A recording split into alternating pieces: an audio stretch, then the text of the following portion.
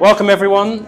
Thanks for coming. This is our second Canon Club event. I think it's been a while since the last one. I remember it was very hot.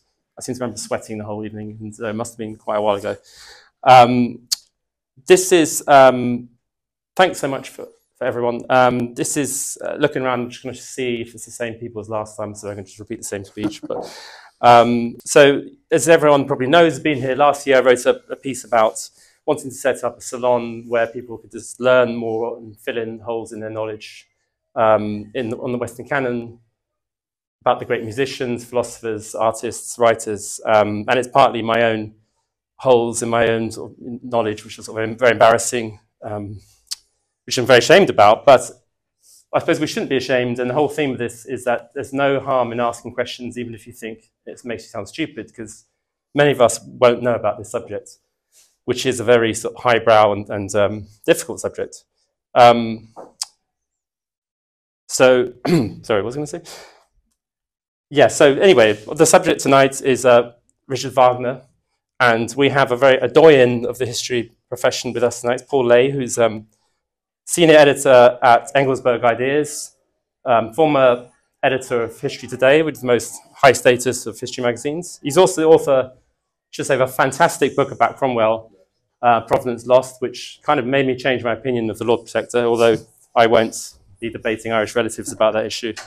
And Paul is also a massive opera buff, if that's the right word, opera fan. He actually took me to Glyndebourne last year. That was the first time I saw this, great cultural event. And he's, I think he told me he's been there dozens of times, or a dozen times. And he's also been to Bayreuth, is that the right pronunciation? Bayreuth. Bayreuth. See, I'm such an ignoramus. This is like years of just watching television, which is the mecca of opera, if you can still say that. Not anymore. Is it not anymore? No.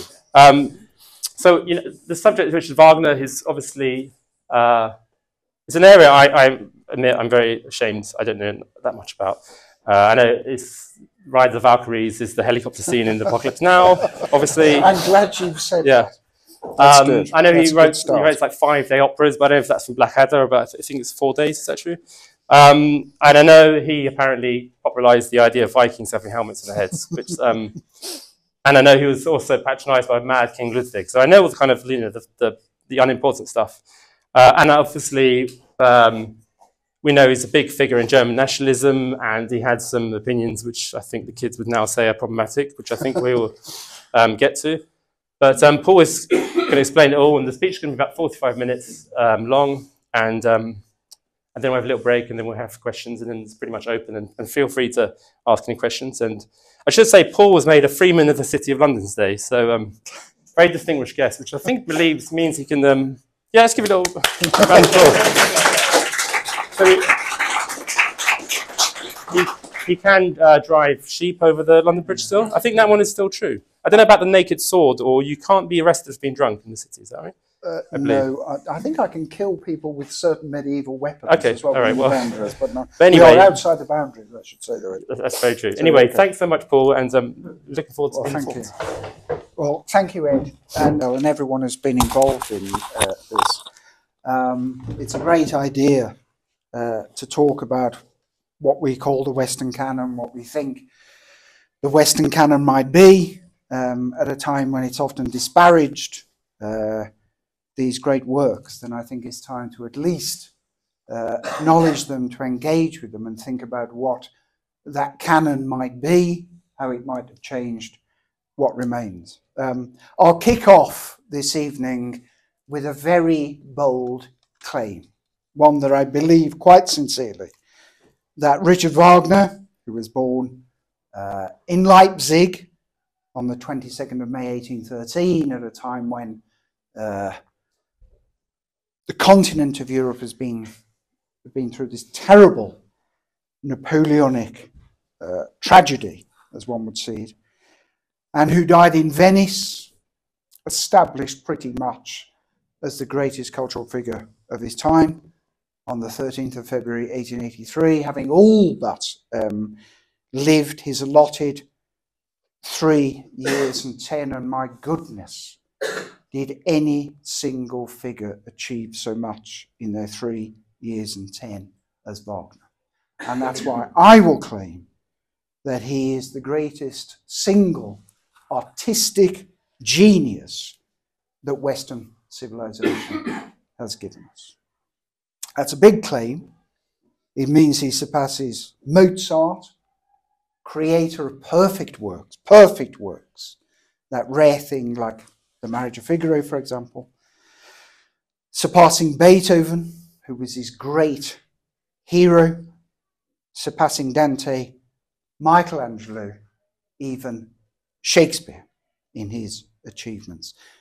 And in fact, I think the comparison with Shakespeare is instructive, because as the great Wagner scholar Michael Tanner, whose two works on Wagner remain, I think, the best introductions in the English language to his work and his life, as Michael Tanner has pointed out, Wagner is problematic.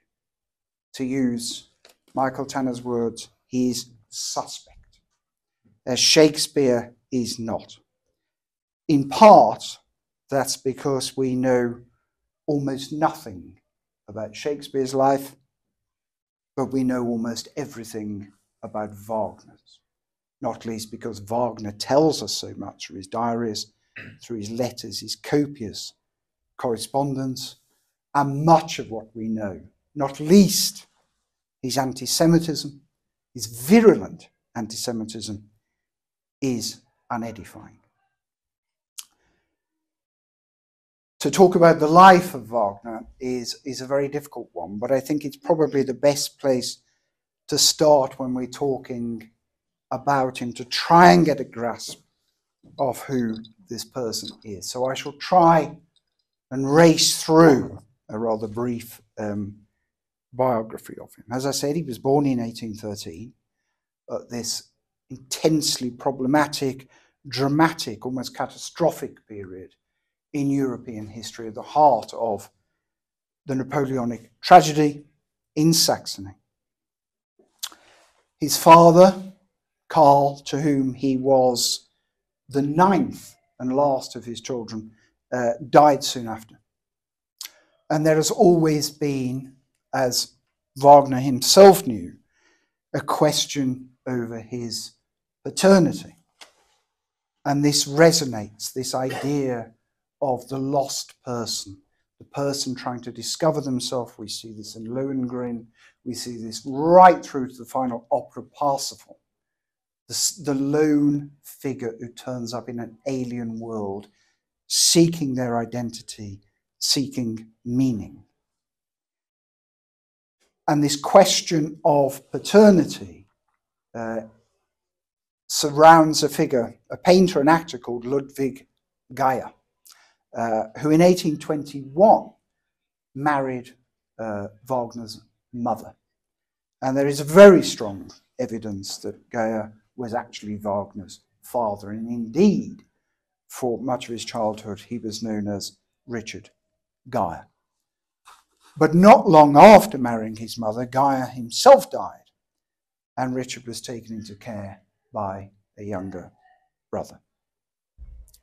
He's very unusual, Wagner, in being one of the great musicians, one of the great composers of the Western canon, in that he was no musical prodigy. He did enroll in 1822, I think it was, so he'd be 8 or 9 years of age at Dresden's Kreutzer School. He had piano lessons.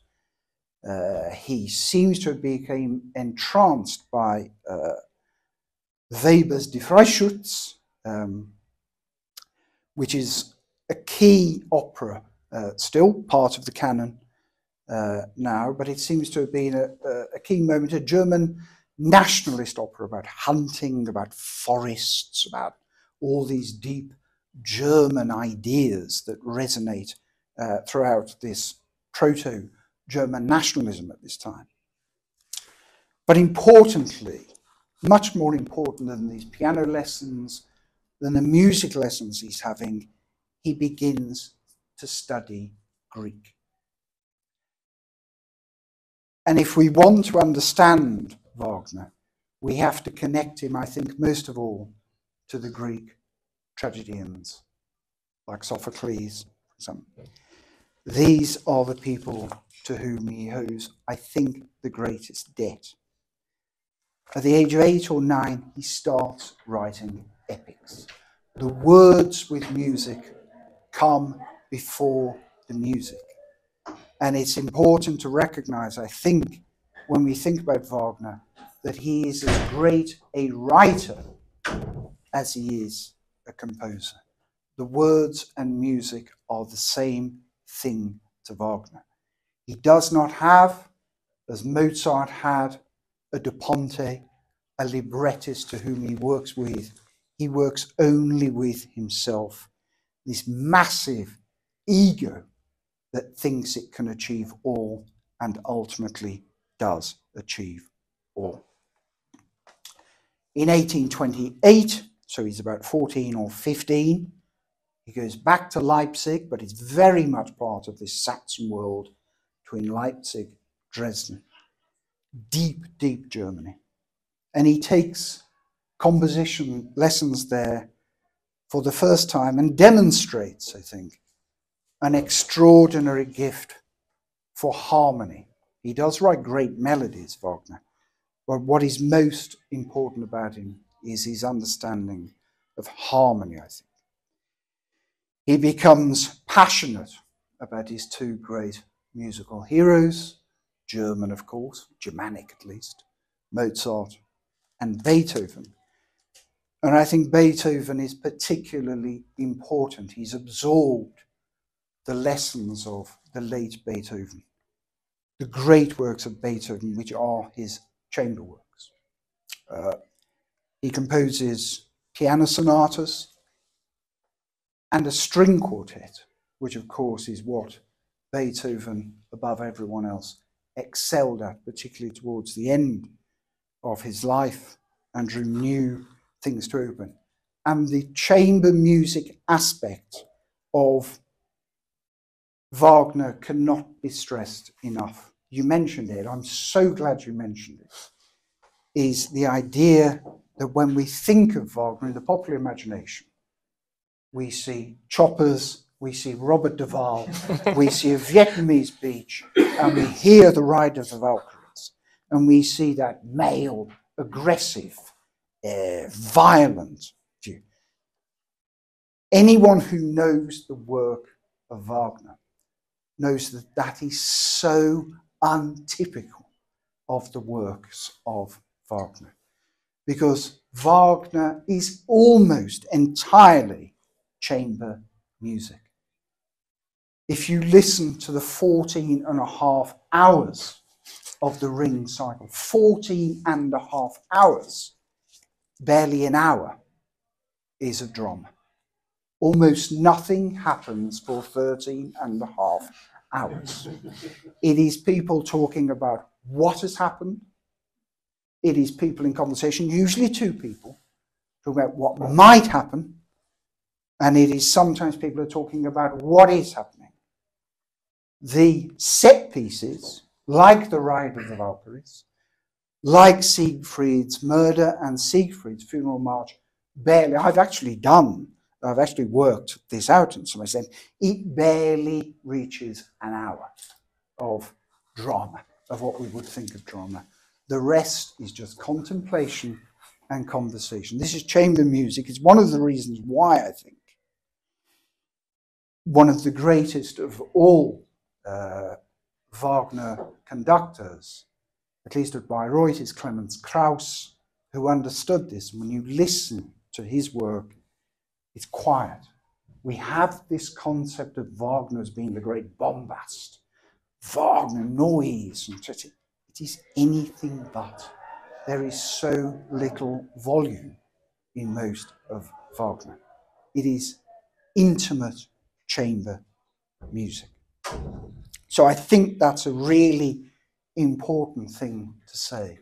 I think the other thing about Wagner, and this has been written about by other scholars, is the role of women in his work. The key figures in all of Wagner's works are women. Isolde, of course, interesting, Isolde, Brunhilde. But even beneath that, there's always this deeper architecture. And when we look at the ring cycle, the most important figure in the ring cycle is Erde, the Earth Mother, who controls everything. Women are the people in control. Even in Wotan's domestic world, it is Fricka that runs the roost, his wife. Despite Wotan's infidelities, it is always the women who come out on top, who dictate what happens. Interesting that you say that about Cromwell there. I think there's an interesting point about great men's relationship with women. One of the great feminists is probably too much, but should we say a proto-feminist is Cromwell, being brought up by, within the company of 7 women, a mother and 6 sisters. His relationships with women are extraordinary. I think it has something to do with the way in which they engage with the world. Wagner is something similar. He has this love of women that I think is not unproblematic, but I think is really crucial to his understanding of the world and the complexities of his vision of the world. When he's about 17 or 18, he becomes, while he's still in Leipzig, I'm still going through his life here, of course, this long and dramatic life, he becomes this composition student of Theodor Weinlig of the Thomaskirche in Leipzig. Anyone who knows about the Thomaskirche, who knows about classical music, will know that the Thomaskirche is the church that is associated wholly with Johann Sebastian Bach. So he ties in again to this Saxon, this East German tradition, this profound German tradition of words and music. And the following year, he writes his first symphony. Perfectly adequate, the first symphony, but it is very rarely performed. I can't think of a performance in my lifetime. I'd love to go to one, but I've never heard one. There are recordings, but he's plainly not that interested in symphonies. His vision is fundamentally theatrical. The theatre and the word mean to him as much as music, and so there you can see why he doesn't become seduced by this idea of writing symphonies. Round about the age of 19 or 20, he writes the text of his first opera, and it's really interesting that he writes the texts first for all his operas. The first one is called Die Feen, the Fairies, not hugely successful. He gains a post as choir master in Würzburg, thanks to his brother Albert, and it looks as though things are looking up. Round about the age of 20, 21, having completed the music for Die Feen, he then sketches the text for an opera, Das Liebesverbot, based on Shakespeare's Measure for Measure. He's obsessed by Shakespeare. Right to the end of his life, he reads Shakespeare out loud almost every evening. He meets the actress Minna Plana and becomes director of music at the theatre in Magdeburg. However, at the age of 24, 25, the premiere of Der Liebesverbot takes place. It's a complete disaster, as his marriage to Minna, which lasts longer than it ever should. For decades, she leaves him repeatedly. So these infidelities are on both sides of them. They marry in Königsberg. He gets a position in Riga. So he's at the farthest edges of the Germanic world here, really going nowhere. While the centre of the operatic world is over in the West, in Paris, with its ideas of grand theatre, most associated with Meyerbeer at this point. Lots of ballet, lots of input of money, huge orchestras, huge sets. This is what opera is. The exact opposite of Wagner's vision of this conversational, text-based form, which he calls, of course, ultimately a kind of consecration of the stage. One of the most important things that happens to the young Wagner is with Minna, to whom he's now married. He takes a sea voyage from Riga to London that almost ends in disaster. It is a traumatic event. They are crashed against rocks. They only just survive. But this becomes the inspiration for his first truly great work of what we might call the middle period of Wagner, which is The Flying Dutchman. And with the overture of The Flying Dutchman, he announces himself to the world. We listen to it now, it's still thrilling. And one of the problems with doing a 45-minute account of Wagner's life and work is that I can't give you these pieces. You'll just have to take this for granted and listen to the overture to The Flying Dutchman. But there it is, the announcement that this is really quite something special. But that's a way off. For the moment, he's in Paris, trying to enter this world, this center of the operatic world in the 1840s. But he's destitute, ignored, sidelined, marginalized. But he continues to write, and he continues to compose in this frenzied way that he never, ever gives in. And I think this is something about Wagner, that he simply has this almost frenzied approach to the world, a staggering self-belief, almost providential idea that ultimately he will win. He will convince the world of what he is. It is an almost superhuman mentality. It is both what makes him attractive and repulsive, because if ever a person was an egomaniac, then it is Richard Wagner.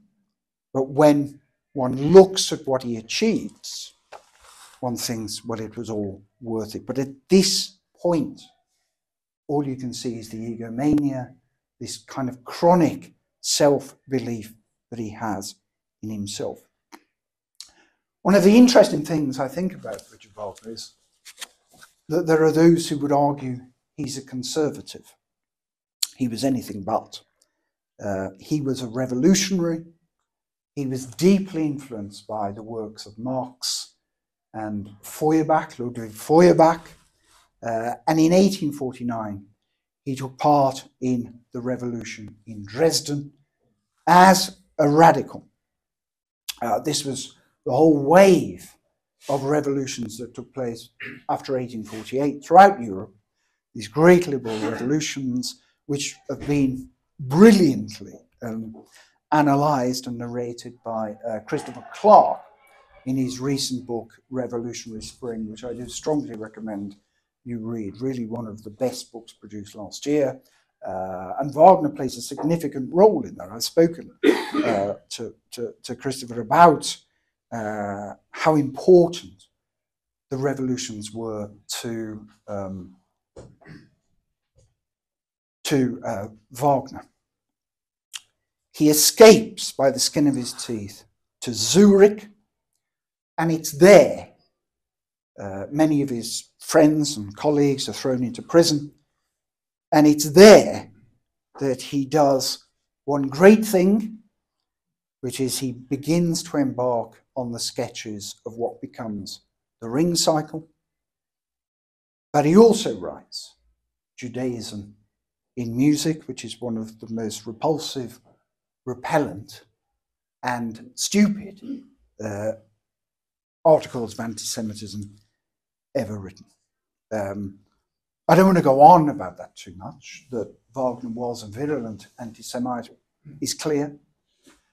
How much that informs his music, I think it does possibly inform some of the characters in the Ring cycle. I think particularly of Alberic the dwarf, the malignant dwarf, may embody certain ideas of anti-Semitism that Wagner has, but I don't think that that has been proved, and I think there has been perhaps too much of an obsession with it in recent years by otherwise very fine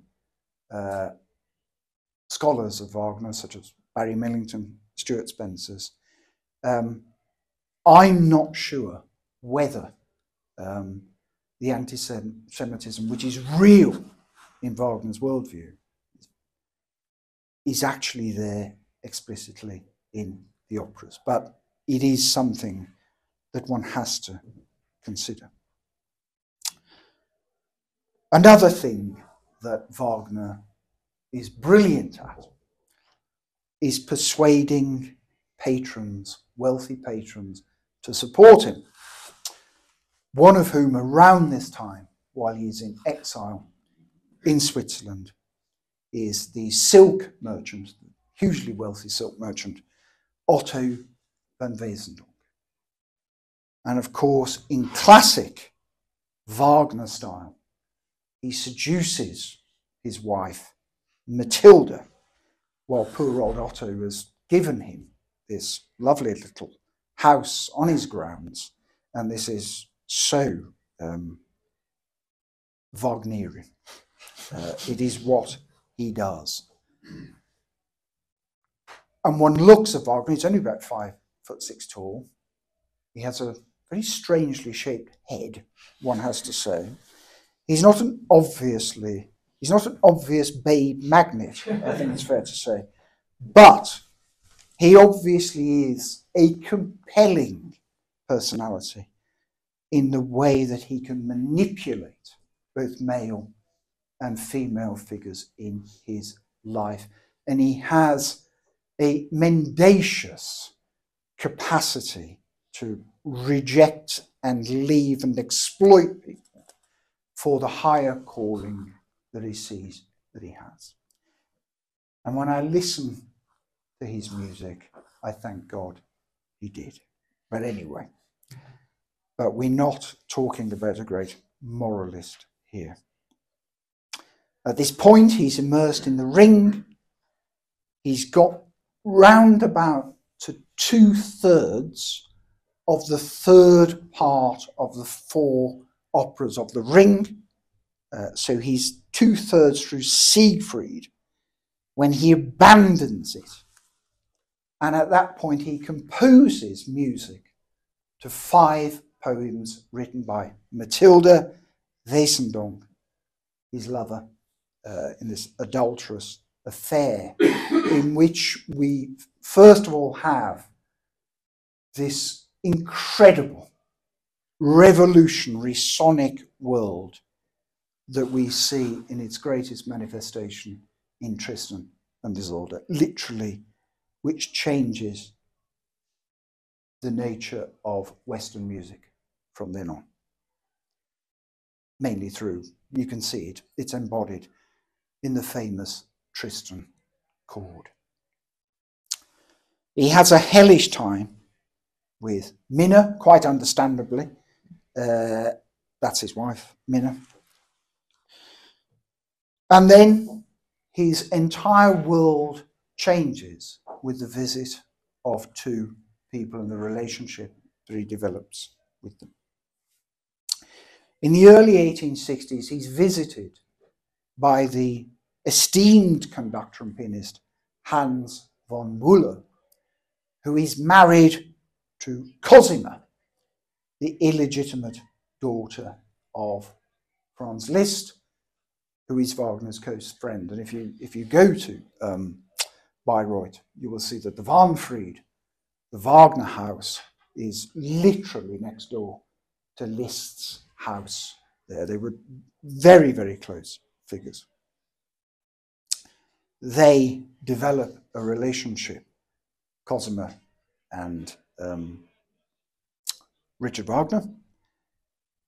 And then in 1864, soon after, he meets the single most important figure he will ever meet, who enables all the ambitions that he has. That's the 18-year-old, utterly besotted King Ludwig II of Bavaria, Mad King Ludwig. I do recommend Visconti's great film of King Ludwig. He settles all of Richard Wagner's debts, which by this time are colossal, absolutely extraordinary, while just around the same time, Cosima gives birth to a daughter who is called, with such a lack of ego, Isolde. Tristan and Isolde receives its first performance in 1865, and Minna dies in 1866. There's a kind of freedom of fulfillment that has become Wagner's by this point. This is where the mature Wagner, the master, kicks in. And it's around this time also, so he'd be late 40s, mid to late 40s by now. He develops a friendship with Nietzsche, another stable, selfless figure. You can imagine the two of them getting on very well. And in 1872, because of Ludwig's patronage, the foundation stone is laid at Bayreuth, this very small, provincial Bavarian town, which becomes this place of pilgrimage, and you can't underestimate, I don't think, the religious nature of Wagner's music, both his concept of it in religious terms and the way in which others perceive it as a pilgrimage. And even now, going to Bayreuth is a kind of pilgrimage. When you go to the Warnfried, there are several signs in German and English that say this is not a shrine to Wagner. It is entirely a shrine to Wagner. So that when you go down into the very vaults, there is a kind of chapel in which you enter that has a golden bust of the great man there as you pass through his various beautifully handwritten scores. It is entirely a religious pilgrim's experience. They move into that house 2 years after laying the foundation stone for the theatre of Bayreuth, in that house, the Warnfried, and they become the toast of Europe. He is, by this point in his 60s, exhausted, physically exhausted. It is no surprise. There is no figure in Western Europe that packed more into his 70 years, almost 70 years, than him. He writes his final, and I would argue, greatest work, Parsifal, and then dies. And this is the one work that was written specifically for the theatre of Bayreuth with those acoustics in mind. And regardless of whatever any director, German director usually, what travesty a German director will put on that stage, the music resonates like nothing else on earth. It is the greatest acoustic of any theatre in the world. And having completed Parsifal, he dies in Cosima's arms in Venice on the 13th of February, 1863, and he's buried at Bayreuth 5 days later, where he remains. Now, the great Russian pianist, Sviatoslav Richter, There's a great quote from him, I think, who, on listening to Furtwängler's recording of Tristan and Isolde, the 53 recording, said this: "I'm convinced that it's impossible to wish for anything better. This is true happiness. I can understand why Wagner is so inaccessible to the vast majority of listeners. They fail to lift themselves up to the same height. Unfortunately, they are too lazy, too mean-spirited, lacking in the necessary imagination. Between them and Wagner lies a gigantic gulf." There is something that's true about that, I think, is that there is a fear of Wagner. And I ask you to get rid of that fear of Wagner. Have the courage to embrace it and listen through it. I did it in reverse, really, the first time, and go to the theatre to do it. There are many, many great recordings of Wagner, but only when you see it in the theatre does it really work. Do you get the full idea of what it is about, which is the closest we have to the great Greek tragedies. It takes courage, it takes persistence. It doesn't come easily, but you simply wallow. And I did it in reverse, as I said, starting Parsifal. Parsifal was the first opera that I saw, in many ways the most difficult, but I think, importantly, the most musically seductive, because it is the most beautiful. And if you let yourself wallow in that, then the rest becomes possible. But it doesn't matter really where you start, because his greatness is announced, as I've already said, in that first overture in The Flying Dutchman. And I think it's ascertained in the Vorspiel, the prelude to Lohengrin. There is a wonderful piece on YouTube if you want to see the beauty of that. Because when Charlie Chaplin in The Great Dictator has this wonderful spoof of his Hitlerian dictator, and although it's a comic scene, the beauty of that Vorspiel, which is, I think, in my mind, Wagner's first truly great revolutionary moment, when it's chromatic, it is not trying to make a précis of the rest of the work. It works on its own terms. Chaplin has a similar grace, a similar humour, and he plays with it in a way that does no damage to the actual beauty of the work. It's well worth seeing. Both encapture the sublime, and of course Chaplin himself was a formidable musician. There is, I think people think about it, that it's often contested, there is an absence of the great voices of the past to most people who really get into Wagner.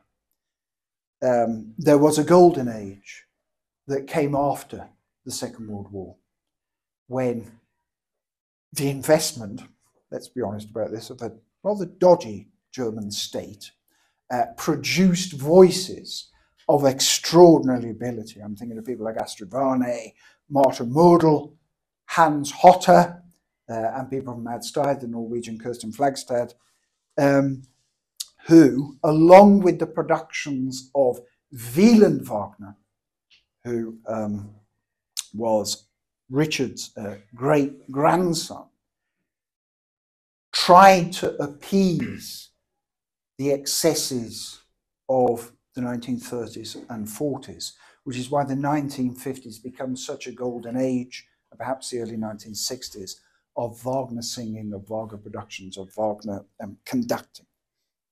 Now, and I would point you, if you wish to engaged with this to that period. Conductors like Wilhelm Furtwängler, Hans Knappertsbusch, in particular when it comes to the ring cycle, people like Keilbert, all producing work at Bayreuth during the 1950s. And we come to the 7 mature operas, which I first came into contact, not in terms of the theatre, that was much later, but when they were shown on the BBC, which I think is fair to say was a rather different institution than it is now, which devoted, and this is true, I'm not lying here, devoted 10 weekends during the early 1980s to showing the 1976 centenary ring cycle at Bayreuth. So it had been, the first production was in 1876. In 1976, there was this great opportunity to reimagine it, conducted by Pierre Boulez, who was a great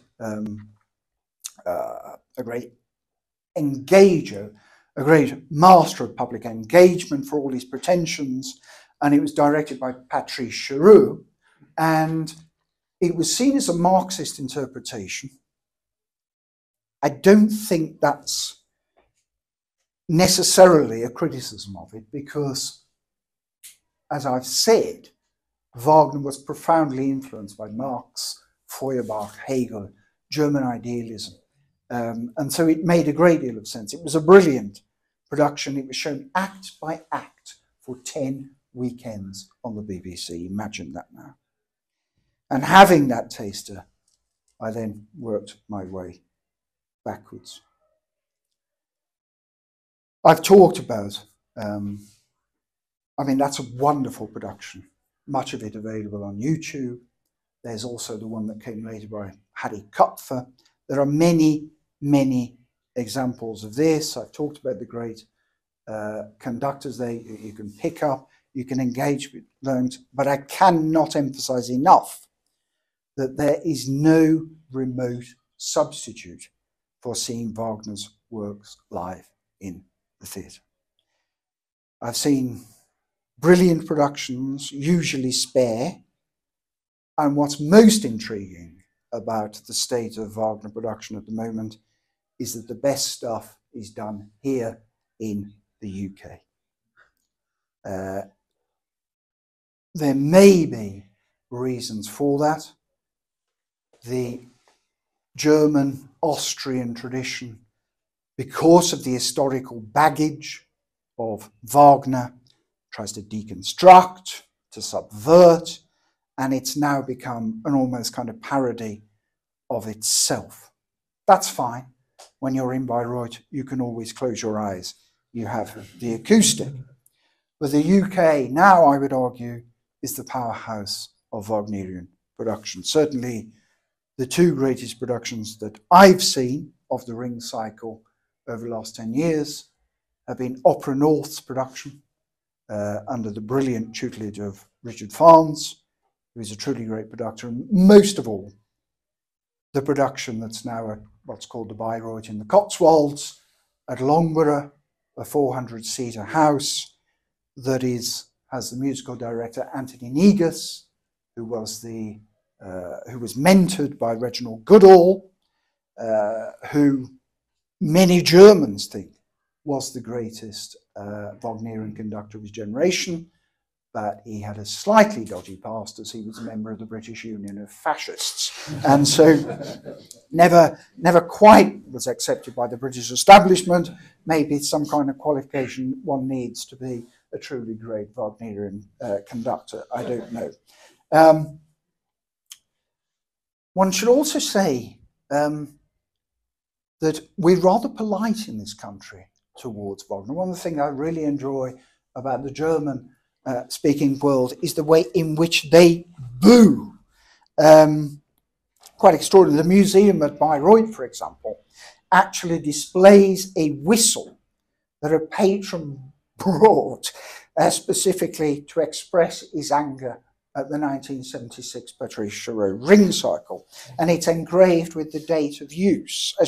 Did he come along immediately for this? I have become convinced that there are people who will spend many hundreds of euros just simply to go into some inexpressible madness of booing that goes on at the end of something at Bayreuth or at Salzburg or something like that.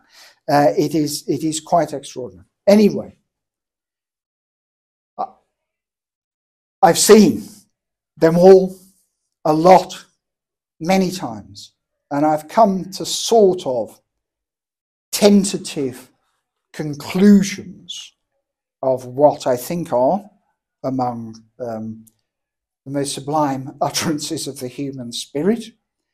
If we look at the 7 mature operas of Wagner, there are 19 acts in total. So I thought I'd finish off with going through each of those individual acts and trying to summarize them and give my take on them, if you like. So we start with the first of the ring cycle, Das Rheingold. First of the it begins in the most extraordinary way with the emergence of an E-flat motive that probably takes 30 seconds for you to realize it's going. It literally emerges from the bowels of the earth, because it is essentially talking about the creation of that world. The bit in between that and its sublime ending can test one's patience a little bit, but there's a wonderful descent to Nibelheim with anvils between scenes 2 and 3, which always thrills. And this preliminary evening is wonderful. Wagner, who loved the comedies of Shakespeare, claimed rather surprisingly, this is quoted by Thomas Mann, that he had a profound lack of seriousness, which is not always apparent. We could discuss that to the ends of the earth. But always there is this kind of serious nature, because despite some of the comedy that takes place in Das Rheingold, the central character is Ada, who appears very briefly, a kind of all-seeing earth mother, a cosmic gossip who signals the moment when comedy, or at least irony, turns fully to tragedy. And from then on in the ring cycle, the fate of the gods is one of destruction. The one opera, the next one, the Valkyrie, and particularly the first act, is the one that I think most people would see as the moment when they are grasped. It is so erotic. If you go to LoveTube and watch the duet between Sigmund and Sieglinde, the unknowing Walsum twins, Wagner has a very challenging thing about incest. Siegfried is the illegitimate son of an incestuous union between Sigmund and Sieglinde, who are both children of Wotan by a mortal. So, I mean, really difficult stuff in the 21st century. But there's this, it's a kind of infallible work, that first act of the Valkyrie. It's a 3-role chamber drama that climaxes literally with the most dazzlingly erotic shag, for want of a better word, in all artists. The best, and the best, I think, introduction to Richard Wagner's mature works. I feel if you don't feel the thrill at the end of that, then you really are dead. Second act of the Valkyrie is much more conversational. I love the scenes with Fricka, Wotan's wife, understandably aggrieved, described as trouble and strife in some English translations, though some people think it's accused of a kind of bit of a plot so far. The third act of the Valkyrie begins with the ride of the Valkyries and ends almost unbearably. It is impossible not to shed a tear with this. Then Wotan bids farewell to his favourite banished daughter, Brunhilde. I mean, I'm not a terribly lachrymose figure, but anyone who's a parent, perhaps even anyone who's a child, will be in tears. I don't think anyone quite gets the tensions and love between generations quite like Wagner. Siegfried, the third opera of the Ring cycle, is a bit of a problem for some. The simple warrior of pure blood has obviously difficult connotations, but actually I think it's become my favourite part of the Ring in many ways. What that says about me, I don't know, but the first act of Siegfried, it's fabulous. The prelude is certainly the most extraordinary in the whole of the cycle, and I have to say that the last 20 minutes is out of this world. The second act, I just love it. Fafnir, the dragon, an old grump who needs a bit of a cuddle, I think it's fair to say. Last 2 minutes are breathtaking. Wagner at just his most breathtaking. And the third act, this is where Wagner picks up from deciding to write Tristan and Isolde. You wouldn't just toss off Tristan and Isolde and Demacia Nuremberg and come back to this later. The prelude to Act 3, I think it's, we're now safely in the territory of the great, mature Wagner, the master of all he surveys. And by the first act of Götterdämmerung, the final work in the Ring cycle, with magnificent love duet, awesome orchestral transitions, a drama of extraordinary psychological truth, possibly the most perfectly structured, really long piece of music ever written. The second act, moment when it's clear that there's something of the Parisian composer of grand opera that survived there. The great villain Hagen summons his vassals in kind of thrilling trio of vengeance, and then finally we have the third act. I mean, talk about going out on a high. The proportions a little bit over the place, but the ending, the immolation scene, which we may come to later, is in my opinion the greatest piece of music ever made. And it's also worth pointing out, going back to this point about Wagner, the writer, the perhaps in De Valkyrie, because he writes the music forward, but he writes the drama backwards. So he starts with Götterdämmerung, which is known as Siegfried's death in the first one. Siegfried is the young Siegfried, and he goes back, but he writes the music forward. So it's actually more sophisticated. I think by the point he reaches De Valkyrie, that melding is so perfect, and that's the kind of perfection of this idea of alliterative writing that's called Starberein. If you want to see a complete Ring cycle, it will be repeated at Loughborough, but unfortunately it's sold out before any tickets went on general sale. It's only a 400-seater house. We'll come to the end of this stuff now.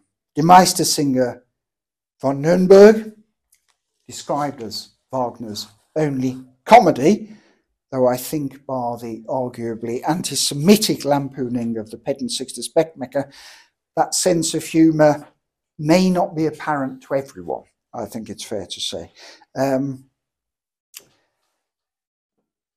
The first act has a really dazzling piece of daring, a wholly authentic pastiche of a Bach chorale. Remember, he's a student of the Thomaskirche here. Otherwise, it's really rather something of a board meeting. And so it goes on, but I think at the end, of that is the one moment when an appeal is made towards what is called Deutsche Heilige Kunst, holy German art, as the rest of Europe comes and like a pincer movement towards Germany. This is Germany of the 16th century, threatened with destruction. It is no surprise that Die Meistersinger was the most popular of all the operas during the 1940s, particularly 42 and 43, when Germany faced a similar obliteration. And this appeal to Heilige Deutsche Kunst is problematic, is the only point where I think maybe I'm not so keen on this. Of course, one wonders about the performance history of the piece, and maybe one or two of the people who've liked it rather too much, historical figures. Tristan, well, many will argue that the last 75 minutes of Tristan, the third act, is the greatest piece of music ever composed. It's impossible not to be swept up by the Liebestod, the love-death intoned by Isolde, as she in turn is swept up by her own mortality. It is literally a deadly orgasm, a literal climax as this long, peerless piece of music drama is resolved by the resolution of the most famous chord in history. And I remember once seeing a woman in Bayreuth who had the Tristan chord tattooed on her arm. I thought, that's my kind of woman. Now, we come to the final work, Parsifal. I think it's the greatest of all of them. Perhaps Wagner's most controversial work, first of his works that I saw in the theatre. I was captured by this complete, intoxicating sound world. Listen to the prelude. There's an old, I think it's a bogus tradition essentially. You don't applaud at the end of the first act, but just walk out in silence, in consecration. And I think here Wagner reaches the peak of his powers from the prelude, as I've mentioned, which by then otherwise contemptuous Nietzsche thought admitted to being sublime. Wagner called Beethoven's Seventh Symphony the apotheosis of the dance. It's not that. It's what takes place towards the end of Parsifal's first act that is the apotheosis of the dance. In the transformation scene, as chorus and orchestra intertwine in a rhythmic grace unparalleled in all music. Listen to Hans Knapsbusch's Bayreuth recording on Philips, easily available if you need proof. Here, as Gurneman's, the work's narrator, tells Parsifal, here space and time become one, and they do. And it's here that another obsession of mine, I should mention. Have I got time? Yeah, you're good. Paul McCartney. Always been obsessed by Paul McCartney. And I've never really understood why Paul McCartney never produced much that was any good after the age of 30. I'm thinking, how can someone who wrote Eleanor Rigby at 23, Hey Jude at 26 or whatever, and Blackbird, these wonderful melodies, produce so little after? Well, even to that, Wagner has the answer. One of the many extraordinary gifts that Wagner has is the ability to create melodies of inordinate length, but which are instantly memorable. Examples, the Woodbird song in Siegfried, the prize song in Die Meistersinger. He's an extraordinary melodist. I think he gets Paul McCartney in a bit from the Meistersinger von Nürnberg, when Hans Sachs, the Meistersinger, considers how few artists manage the leap from youth to maturity. So he says in one of his arias, this is a rough translation from German, in joyful days of youth, when first our souls are captured, in joy of love enraptured, when hearts are beating proud and high, the gift of song is given To all by kindly heaven, 'tis spring that sings, not we. And then he goes on. Through summer, fall, and winter's chill, when cares of life are pressing, though marriage brings its blessing, children and business, strife, ill will, only those who still kept them this gift of song from heaven, then masters they will be. And throughout these 80 years and 10, Wagner surpassed each previous monumental work, of which between 10 and 7 of them, depending on your point of view, your opinion, are transcendent masterpieces. They suffice to call him great. Indeed, I would argue, as I said at the beginning, the greatest. Who else could imagine and portray the end of the world in word and music, as we will see in a moment? There's a wonderful place in the Wahnfried where you see the score go through. You don't have to read music, but you get some sense of the sheer genius, the mind of the man to orchestrate all the leitmotifs of the ring cycle together, ideas of transformation, ideas of redemption, of a place like Valhalla, of a person like Wotan and Brunhilde. And you see it at the end of the ring cycle in the final passage, the immolation scene of Götterdämmerung. And I managed to find something on YouTube that just highlights, looking at the score, the use of leitmotifs to bring it all together after 14.5 hours of music. And if that is not greatness, I don't know what is. Thank you.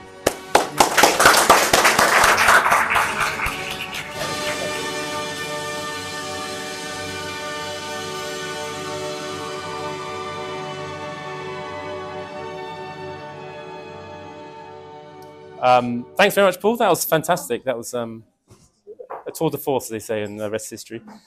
And I'm going to open it up to the audience to ask some questions, and feel free to ask anything, or to, if you have an opinion and an expert on it, please feel free to make your opinion. I mean, what really struck me about that was reading that book by Peter Watson about the German genius, and you describe he going around Riga and Königsberg. And all these places that were parts of this kind of great sort of German cultural area, which are no longer sort of dominated by German culture, and hasn't been since 1933. And reading that book, it was interesting how much certain areas like chemistry or Egyptology or archaeology were so completely dominated by German that you almost Germany needs to speak German almost, but most of all music.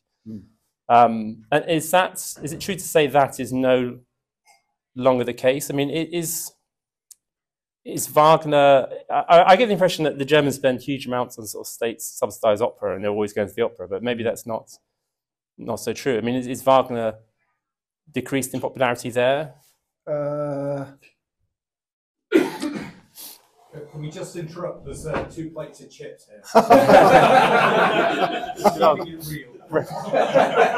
Back to British culture, eh? Let's get some Anglo-Saxon pragmatism. What I'm saying is that Wagner seems to epitomise that kind of high German culture, which is in retreat and has been for a century. Well, I suppose, how do you overcome the legacy of 33 to 45, of which he's embodied there?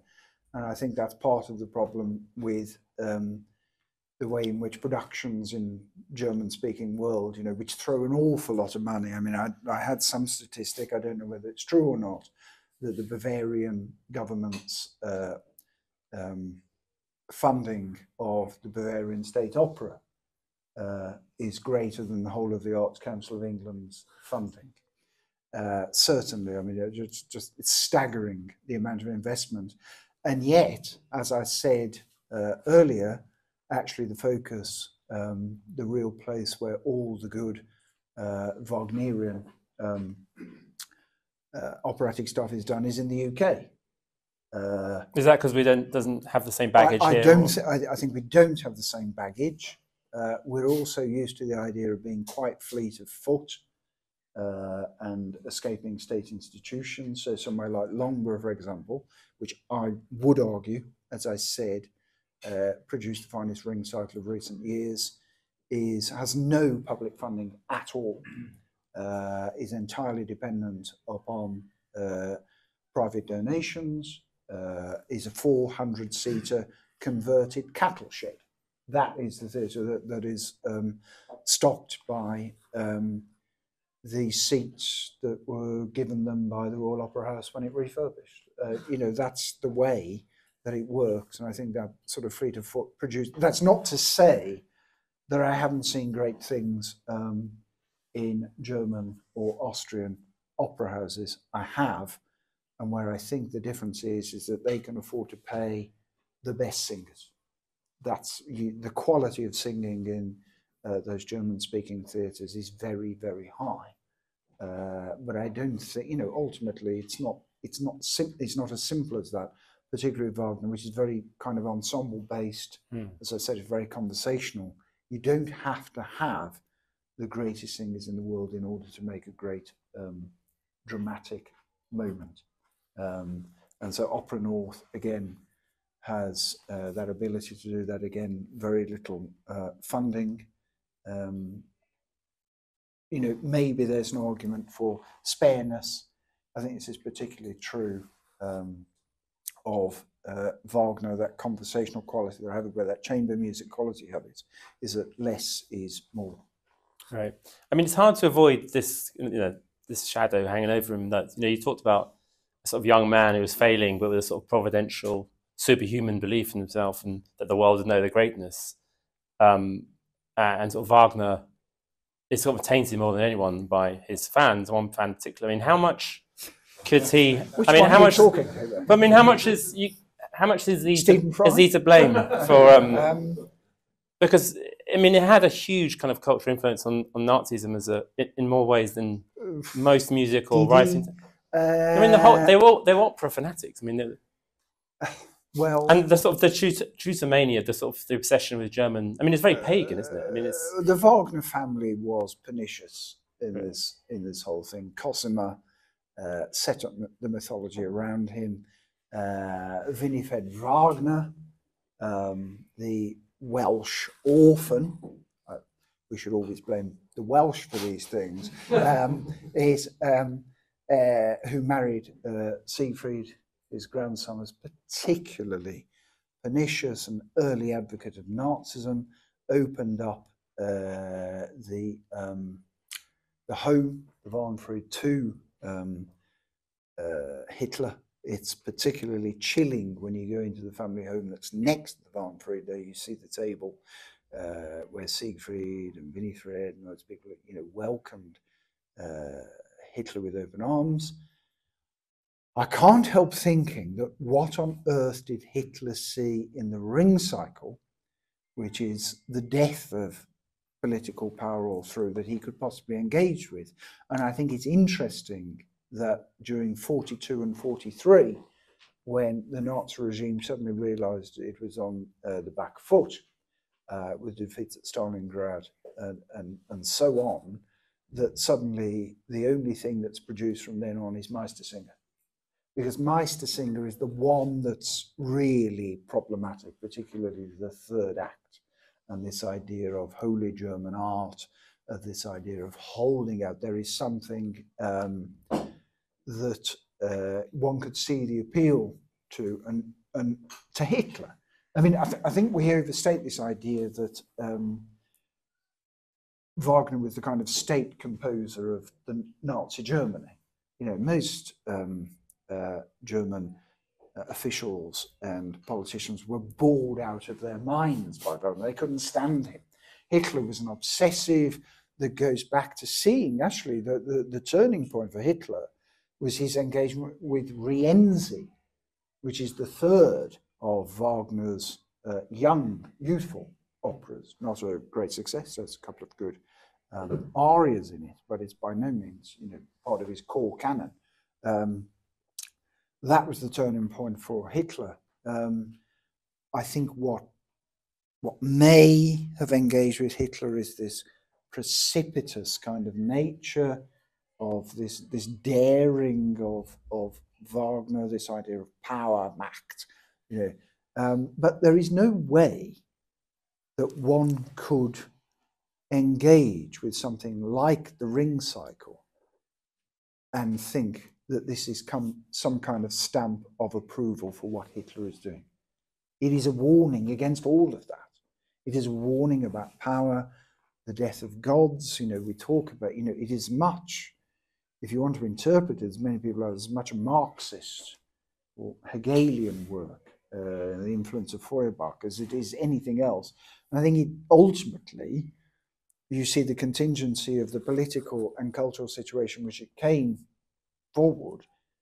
But like all great artworks, it's endlessly manipulative towards, it can be endlessly manipulated towards the time and say. You could say the same with Shakespeare. Yeah. You could do the same with Coriolanus. But I mean, Wagner was also like an anti-Semite, so I mean, if he hadn't been, then... Well, I've no idea, but we don't know what Shakespeare was. I mean, there's anti-Semitism in Shakespeare, one could argue. Right, but it's less. I mean, as you say, we don't know that much about his life. We don't know enough about it. And it wasn't. That's the point, is that Wagner tells us everything about it. There's a kind of mixture of someone's this paganistic nationalism and the anti-Semitism and the grandiosity of this is obviously a very grandiosity. Yes, the huge set pieces. I mean, but that's what I'm arguing against, is that there's not many set pieces. Right. I don't think it is as grandiose. I think we read that almost in hindsight about Wagner. There are some set pieces, but there aren't many. It's quite interesting watching The World at War, endlessly repeated. Whenever there's a sort of German apocalypse at, say, Stalingrad or Kursk or something, it's Siegfried's funeral music that's played. You're just thinking, how's that work? It's become so associated with that period that it's very, very difficult to escape it. But it's not. It is not born of that period. It is born of the 1850s, 60s, 70s, 80s. I'll open up in a minute, but I wonder. You said it's like a very Saxon world. He grew up, what would now be East. Did the DDR ever claim him as a sort of? No. Or they just completely? Well, there's a very embarrassing. I wish I had a picture of it. Actually, there's an extremely embarrassing statue of him in Leipzig, which is his birthplace, of course. But the only two memorials to him in Leipzig are a plaque on a dodgy supermarket and a badly restored place, a blue plaque that says that Richard Wagner was born here on a really kind of brutalist supermarket. And then as you get out of town, there is quite possibly the worst statue to any great figure, which looks like a kind of Airfix model of one of those painted Airfix models of Richard Wagner, which I think must have been constructed about 10 years ago. But the DDR had a very, very difficult relationship with him because of the relationship with Hitler, with fascism and Nazis and all that stuff. And he was not widely performed there. He was performed there, but not widely. Right, okay, it wasn't like a band like in Israel, was it? It was just no, it wasn't banned. And in fact, it has been performed in Israel. I mean, people like Zubin Mehta. When was it legal? Well, it was banned for a while, though. It is still banned. Right, okay. The performance of Wagner is banned in Israel to this day. Right. It's just a few people, you have to have the gravitas of a Daniel Barenboim to say play, something like Siegfried Idyll or an overture, but that's not going to change anything. Right. Before I open it up, Paul says he's going to create a Spotify. Oh, I thought he's going to make a Spotify playlist if anyone wants to be introduced. I don't know how I don't know if we have an email list or if I can put it up on the Substack or something, but it means you can sort of have an intro into Wagner. So any questions? The lady there? I have two questions. First is, you just mentioned Siegfried Idyll. I would like to hear your comments on it because I'm particularly in love with that piece. Oh, And it's in the loop of yeah, my playlist. I love that. Yeah. And it's not so talked about. It's kind of like, Yeah. you know, a bit underrated. But and the second question is, as a historian, how do you explain this hatred in these geniuses? You know, how does that happen? Because if you look at Wagner and how he can write Siegfried Idyll, someone so tender and so human and incredible, you know, I mean, beyond our imagination, the humanity that he understands and he delivers. But then yet he says such incredible, horrid things in his article during the meeting. No, it's appalling. Yeah, of course, and then he describes Jewish people being physically unfit to produce art because they can't pronounce certain sounds in European language, so therefore they could never create great art. There are other things there, rather than just not liking Jews or not wanting Jews in Germany. It's towards like an obsession. Yeah. You know, when someone, I was mentioning to my husband earlier, you don't like someone maybe, and you talk about them, but then there's a certain point where you realize that person is not just not liking that person. There's actually something wrong with him, not the person that he doesn't like. So how does that happen? These people come to that point. I know it's like maybe a question to a psychiatrist, but as a historian, how do you what's your take on that? Well, I mean, there is no answer to it. You know, that's the nature of kind of genius, I suppose. I think it was George Steiner, as the first person who came across this, who was a great Wagnerian and of course Jewish as well. And indeed, one of the most interesting things that many of the most articulate practitioners, many of the most articulate critics have been Jewish. In fact, many of my friends, it tends to be quite Manichaean, is the Jewish friends of mine tend to either be obsessed by Wagner and think he's fantastic, or they just don't listen to him at all. It's like, you know, the state of Israel is just banned. There is no explanation that I could possibly give you because, you know, greater minds than mine have considered this, and there is no explanation. I don't know what it is. What I would agree with is that Siegfried Idyll is absolutely fantastic, and I think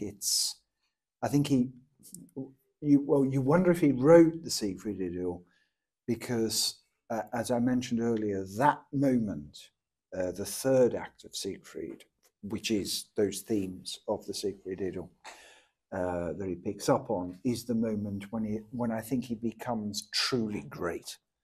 That's the moment, and I think he probably realised that. He gave that to Cosima. That was the great gift on the birth of Siegfried. I suppose, rather than my commentary as a Gentile, if you want a Jewish commentary on that, there is the fantastic episode of Curb Your Enthusiasm, which is based around Siegfried Idyll, where Larry David hums Siegfried Idyll coming out of a theatre, and a person says, a fellow Jewish person says, "Are you a self-hating Jew?" And he says, "What are you talking about?" And he says, "You're humming Wagner." And then it ends with him finally serenading Cheryl with Siegfried Idyll. I mean, that's the kind of, how do you deal with this stuff? I mean, I don't know. He is an appalling anti-Semite. There's no getting out of that. And yet at the same time, as you say, he makes these things of such transcendent beauty and illumination that people like Daniel Barenboim, who is Jewish, who is Israeli, can turn around there and articulate why that greatness is there. I remember being at the Royal Albert Hall after his Ring cycle, which he did in his summer. He gave one of the most articulate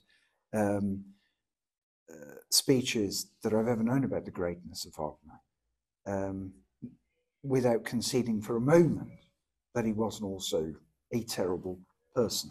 There is no explanation, is the truth on that. Joseph? Thank you very much for a fantastic talk. To come back to Hitler again. What do you make of the argument of historians like Ian Kershaw and Guy Waters that in the last sort of few months of Hitler's life, the idea of sort of destruction, of never surrender, and of suicide, of master, that he's bringing sort of influences from Wagner. This is the Gotterdammerung, the twilight of the gods. This is the apocalypse coming. And certain biographers of him, certain historians of the Third Reich make this reference to Wagner. Is there any power to that? Is there any sort of truth to that, do you think? Well, I don't know. Again, going back to those World at War, they often use themes from Gotterdammerung when they're talking about the end of Germany in 1945, when they're talking about Berlin, the bunker, all that kinds of stuff. So far as what Germany did, it seems to have been obsessed by, and Hitler seems to have been obsessed by Meistersinger.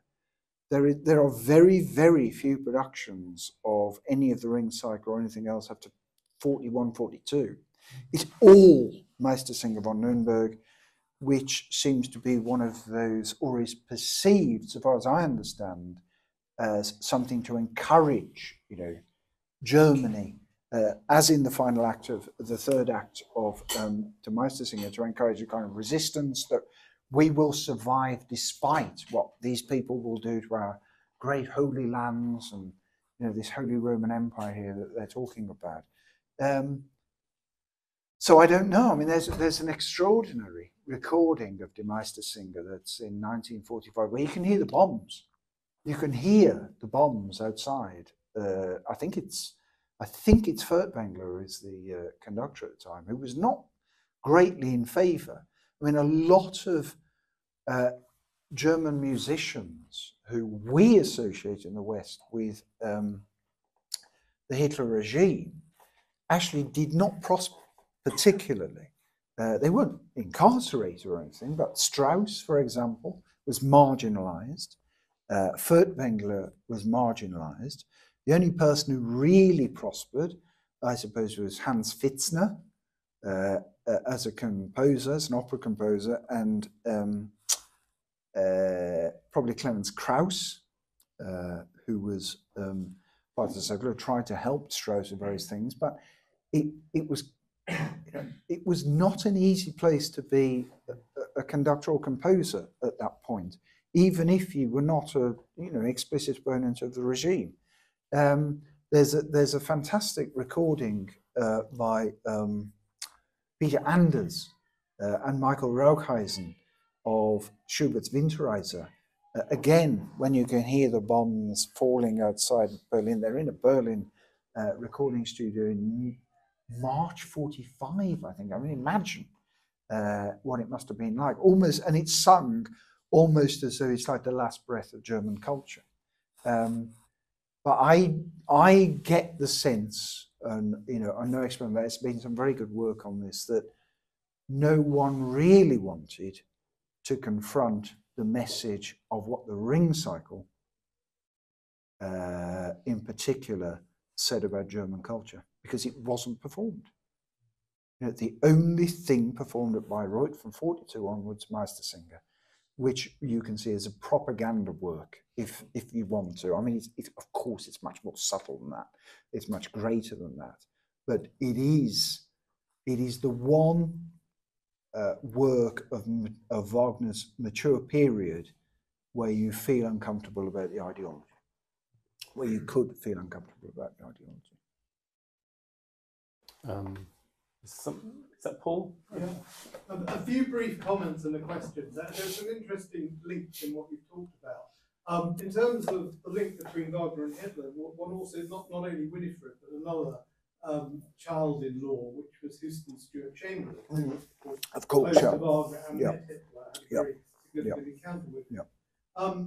An interesting link, you mentioned Phillips, between Marx and Wagner and Phillips. The Phillips family, of course, were the fact that the company was founded by Marx's uncle, as perhaps you know.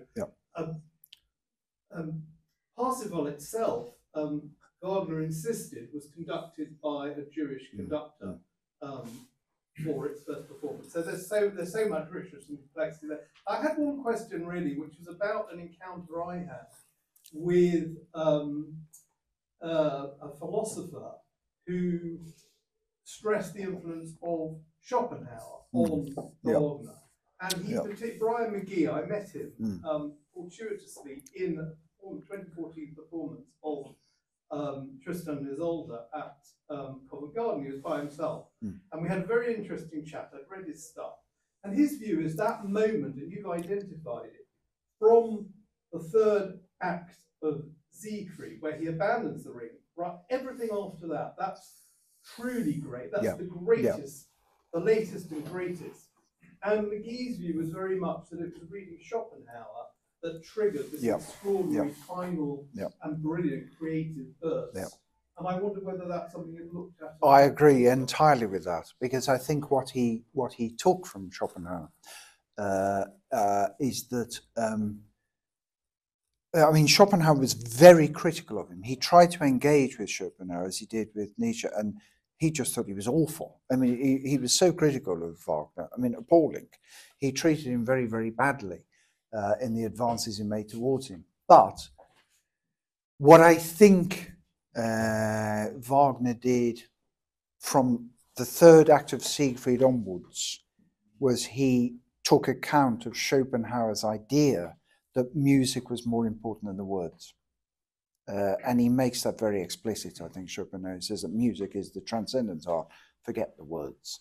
And so there's probably that moment in the first act of the Valkyrie, probably the whole of Valkyrie, where the words and music are so aligned, so brilliantly, this Starberein.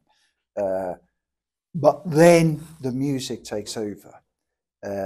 And you see it in, I mean, in Parsifal in particular, you have those moments that just knock you out completely. Even Nietzsche, who was really critical of him, when he wrote Parsifal, he wrote the most disparaging stuff in his personal diaries about him, but he says about the Vorspiel, the prelude to Parsifal, this is the best thing he's ever done. You know, this is fantastic, and he's right. So you hear the prelude, the absolutely unbelievable transformation music that takes place at the end of the first act of Parsifal, which is, you know, the apotheosis of the dance, you know, in the way that even Beethoven's Seventh Symphony is not. And then you have things like the Good Friday music. You know, you have those moments when Gurnemann said at the end of, before the transformation music in Act 1 says, you know, here space and time become one. You know, you have these just short utterances and then the music takes over. So the words still count, but they're very much beneath the music. And, you know, when Gurnemann again announces the glory of Good Friday in the third act, you have the Good Friday music, and you just think, my goodness, this is just something else. You just and not quite as pagan as it thinks. Not to Christianity. Oh well, I mean that's the big argument of all. I remember, is it a Christian work or is it not?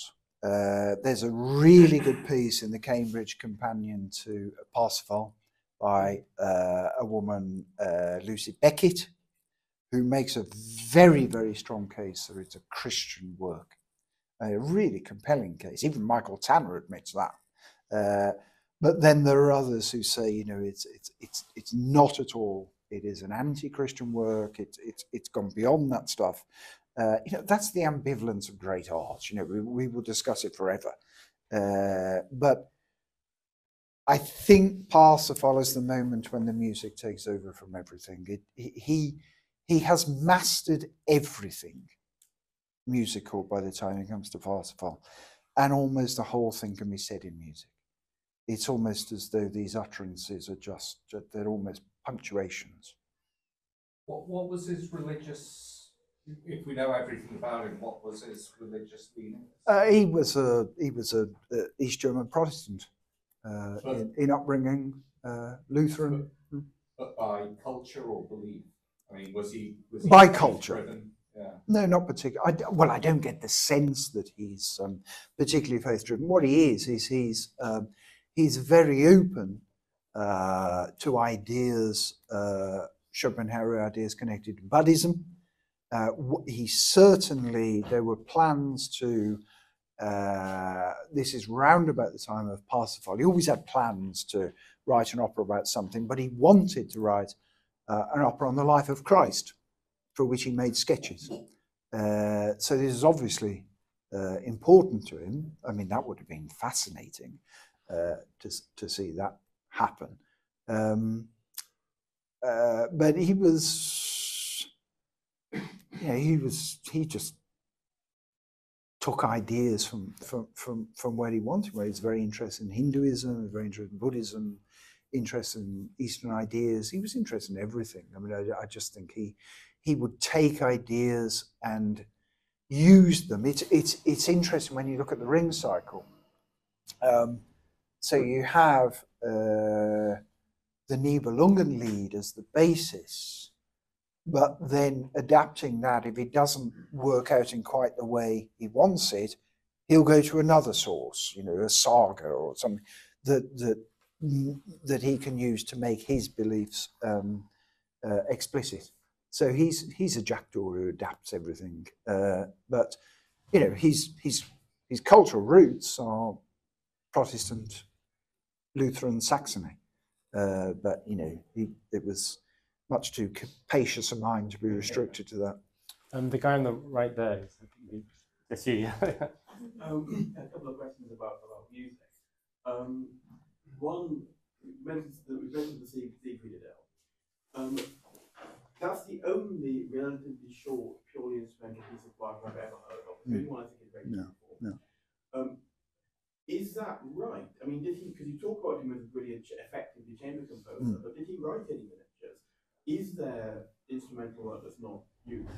And this touches on also to his influence. Because I think as regards Strauss as his great successor, the one who really writes operas, which are plays and so on. But does everybody get changed by what he does in harmony and orchestration, or is it going on just anyway? Yeah. And given that he only writes these gigantic operas, how many other musicians and composers in the 1870s, 1890s actually knew that much about him? Because it's not that they can play his sonatas or something. Yeah. No, that's a very good question.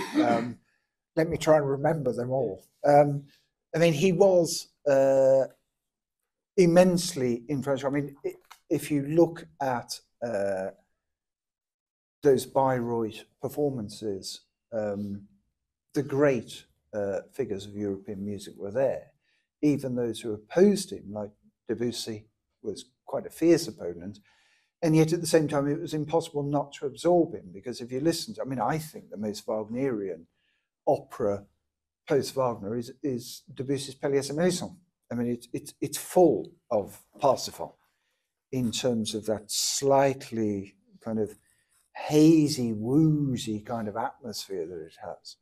There is no way that you could have Strauss, you could have Debussy, you could have Schoenberg, you could have Berg. You couldn't have any of these people without Wagner. He changes the whole thing. And the Tristan chord changes that. If you look at, even going back to the chromatic nature of the prelude of Lohengrin, it changes everything. It sounds like, it sounds like nothing on earth now. God knows what it must have sounded like in the 1870s or something. It's just extraordinary.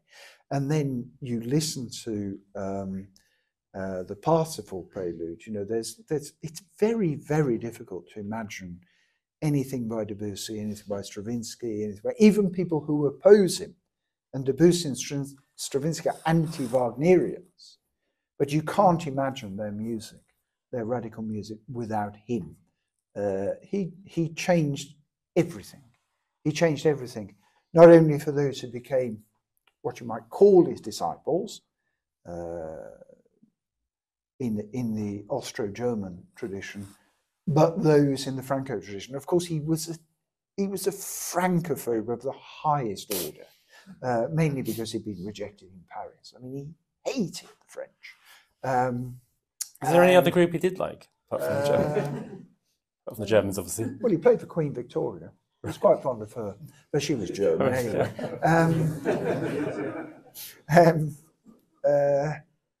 So, but where were we? What were the other questions? Is there are there miniatures? And you mentioned miniatures. Yes. Yeah. There is the secret. There's the first symphony, which is not much of a work. There is, I think, which is really great, is the Wesendonck Lieder, which is not, of course, purely instrumental, obviously, but that's a really great work, and I think it's a kind of transitional work where he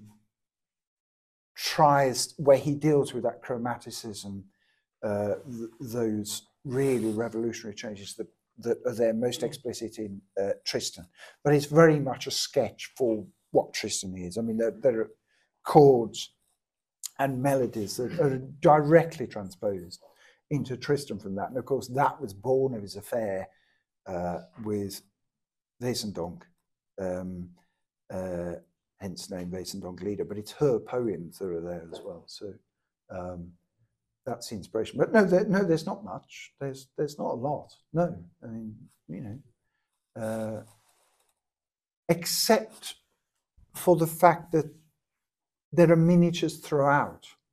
It goes back to the idea of being chamber music so much. But there are miniatures. It goes back to this idea of the melodies that he produces. I always think it's staggering, Sekforde, the melody of the woodbird, which is so prolonged a melody, and yet you always remember it when you hear it. It's so extraordinarily beautiful to have the confidence to write a melody so long, so extended, so complicated, and yet so instantly memorable. It's extraordinary. Joanna? How did he do it? so Beethoven has explained, or he wrote down that these tunes would just come into his head, and all he had to do was sort of get it out. Did Wagner, beyond his colossal ego, was he inspired by himself? Where did it come from? Was it pagan? Was it Christian? What was it that made that? How did he get this stuff out? Oh God! I mean, yeah, I've no idea. I mean, certainly, it was born at immense physical cost. There's no doubt about it. I mean, everyone talks about if you look at any references to him, any biographical references, it's a man of like colossal energy. He's constantly engaged with text. There's a man who will be, dominate all proceedings completely, complete egomaniac. He reads every evening out loud. Shakespeare, Goethe, Dante, all his favourite authors. I mean, it's almost as though the man never slept. He's working all the time because he has these endless affairs with people. Where does he get the time? This man. I mean, the energy is colossal. I think he burns himself out. It's fair to say. Where it comes from, I really don't know, because the mystery is that he's the least precocious of all the great composers. He really has to learn and work at this stuff in the way that Mozart certainly, and Schubert and Beethoven people did not. He's not a particularly he's not a brilliant pianist.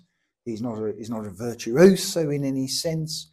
None of those things are true of him in the way that they're true of the other great composers. I don't know. He's a man of the theatre, but that is it's. There's nothing more I can say than it's a miracle. I mean, it is a miraculous achievement in the way that even Mozart, Beethoven, Schubert, his great forebears, or even those who come after him, just it's almost through sheer force of will, and much of it is done relatively late in life. It's the last 20 years in which the great works are done. They've been sketched out, but the achievements are almost entirely in the last 20 years of his 70 years. Yeah, possibly. I mean, there are people who achieve things. I mean, Janacek is a classic. I think he wrote his first great opera in '62 or something. You know, all inspired by a unconsummated love affair with a 25-year-old or something. I mean, there's, you know, people get these, you know, how does it work? I don't know. But he is unique in being not a particularly talented musician, obviously, in that kind of precociousness. That is the uniqueness. And it's almost as though the malign nature of him is difficult to explain. When you talked about the anti-Semitism and everything and pernicious stuff like that, but so is the good stuff.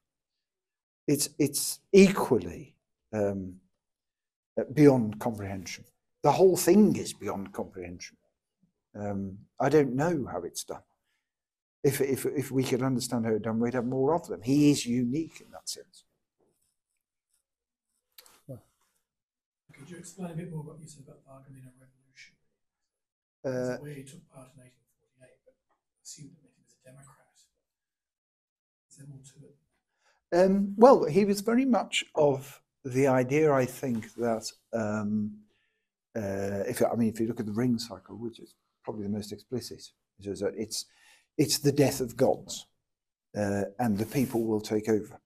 That's why I think something like Patrice Chéreau's production, the 76 centenary production, which is, you know, nominally Marxist production, works quite well. You know, he's a god killer, as at this period he's still a friend of Nietzsche. That God is dead, that it's for the people to take over. There's that idea of the Volk, you know, within the 1848 revolutions. So that's he's a kind of Democrat. He's a, you know, he is a person of the people, as he would see it, as against the gods, the aristocrats. That's very much what the ring cycle is about, with a relatively simplistic reading, of course, because it's a great work of art. It's more complex than that, but I think that would be his view in 1849 when he goes into exile. Because the other thing about Wagner is he loves luxury. There's a really great chapter in, I think, the Wagner Compendium of just how much he spends on luxurious clothes. There's a really great, you know, nothing is too good for Wagner. And the debts he's created by the time Ludwig II writes them off, they're quite staggering. You know, you're talking about, in modern terms, millions that he's accrued from various people. Mostly clothes? Well, his property, his clothes. I mean, it's basically about a production of, you know, orchestras and theatres take a lot of money, as we know. But I think he's not. He does think this art form is for everyone, and he talks about an art form of the future. And he never talks about it as opera. He never talks, it's a Gesamtkunstwerk. It is the complete work of art that embraces theatre, music, you know, poetry, everything. It's complete. And even by the time, you know, of Parsifal, he's talking about the consecration work of the theatre. So he's a German nationalist. But I think he's one who would support populist ideas of democracy, of the people, of the Volk. So yeah, and that's what the ring is about. It's about the death of gods, killing gods, and inheriting the earth. Probably only got time for like 2 more questions. So gentleman over there. Yeah, I suppose related to some of the previous questions, I suppose what occurred to me is his relationships with some of his contemporaries clearly, well, he's clearly a cantankerous man to say the least, so not the best. I mean, not the philosopher Schopenhauer and Nietzsche. I was wondering more about the composers, particularly fellow opera composers. We know, explain well how inspired he was by Beethoven and that stuff. Yeah. Were there any contemporaries? I mean, he married Liszt's daughter. I presume he had such positive feelings towards Franz Liszt himself. Yeah. See some similarities in personality, I dare say. For example, I mean, the Shakespeare stood out to me. I didn't know that about him before, that he was so profoundly impacted by Shakespeare. I mean, Mendelssohn, his relationship is pretty famous. I mean, he initially wrote some positive comments. I think that ended pretty quickly, overcome by the anti-Semitism. I mean, Mendelssohn, one famous bit of incidental music to Shakespeare, above all, Verdi was a great adapter of Shakespeare and really made it his thing. So perhaps Verdi, perhaps the others, what was the relationship? What was his opinion of others? Anything else to say on that? Well, he was a big fan of Verdi, Okay. respectful of Verdi, and I think Verdi was quite respectful of him. He was quite encouraged by Meyerbeer, who I think recognised his talent in. Despite their styles, despite being very different, but that was short-lived. I think probably the person he had the most interesting relationship with, which he did fall out with, was Berlioz, who I think was similarly a one-off in that sense, interested in classical Greek theatre. Think of the Trojans, for example. I think he recognised a fellow sort of perverse composer who's slightly outside the mainstream there. And I remember that the Romeo and Juliet overture of Berlioz influenced one of his works, and I forget which one, but I think he even quotes from the Romeo and Juliet overture of Berlioz. So he was quite fascinated by that. I think that the obsession with the classical of both of them probably, but he fell out with him. Did you know Tchaikovsky? Did you know Tchaikovsky? I don't think he did. No, although he went to Bayreuth. I'm not sure. Did you see much of the influence he had? I mean, you spoke about some of the composers influenced by him already. I mean, I suppose Puccini in his early career, who was the Italian composer, was the one who was really influenced. No, I think if you listen to Puccini's work, particularly any intermezzo of Puccini, it's all there. There will be no Puccini without Wagner, and people are quite sniffy about Puccini, and of course there's the famous phrase. I can't remember who said it, that Puccini's music is sounds better than it is, and Wagner's better than it sounds. But I think that's an important point, is that they're both closely related. They're both masters of harmony, masters of orchestration, masters of drama. And it's sad that I think there tends to be a thing that Wagner's the great intellectual, the heavy German. Puccini's just for the punters, and he packs the seats. They're really, really close together.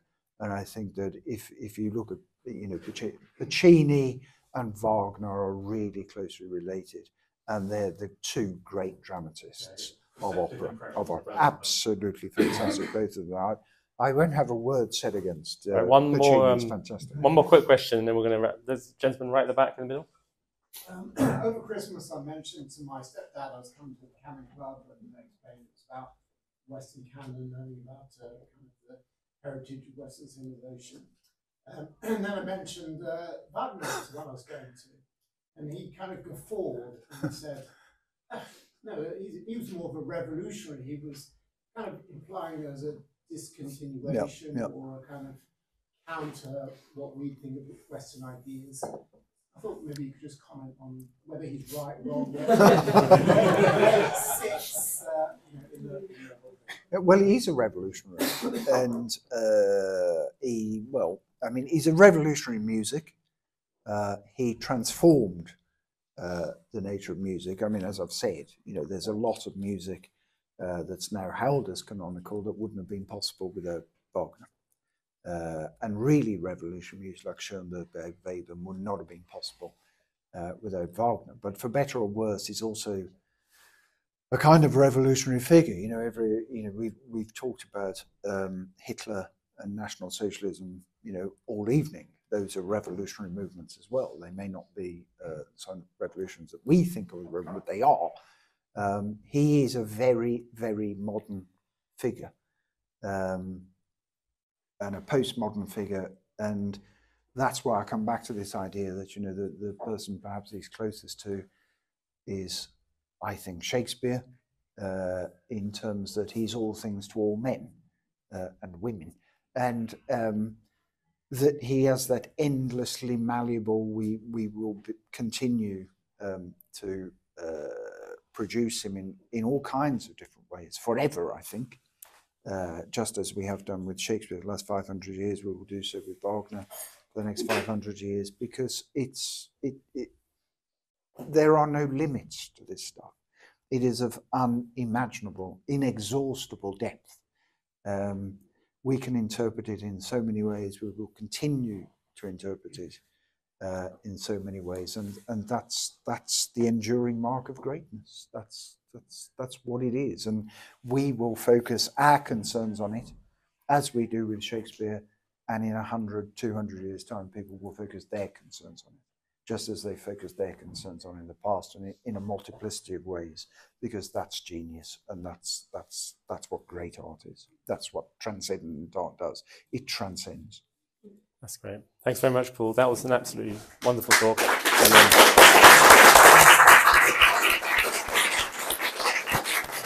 Yeah, Paul is going to make a playlist for us to all listen to on Spotify. I don't know how I send it out. I don't know if there's a mailing list, but we can all spend the weekend listening to Wagner. I love the idea. There's 10 weekends in the BBC of Wagner. I just can't. Why don't they do that now? I don't know. That's the reason I want to set up this club. So I think this should be on the BBC. But yeah, maybe one day. But anyway, thanks so much. Pleasure. Pleasure.